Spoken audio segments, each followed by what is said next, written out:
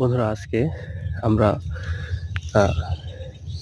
এসেছি মাঠে আপনাদেরকে একটি গাছের সাথে পরিচয় করে দিব এবং এই গাছটির 7 আঙ্গুলের ডাল আপনি কেটে শনিবার অথবা মঙ্গলবারের দিন কাটবেন।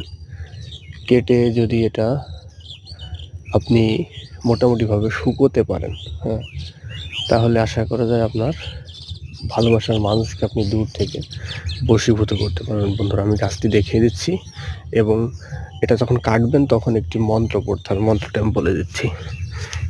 এই হলো গাছটি।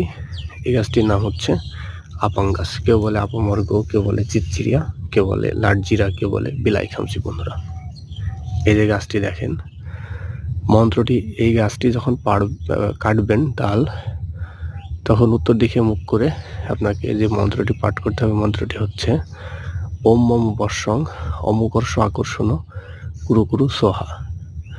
এই অমুকর্ষ জায়গায় আপনার অভিলাষিত ব্যক্তির নাম দিতে হবে, অর্থাৎ আপনি যাকে আপনার বশে আনতে চাচ্ছেন। ঠিক আছে বন্ধুরা, এই হলো কাজটি এবং এই নিয়মে কাজটি করলে আশা করা যায় আপনি সফল হতে পারবেন।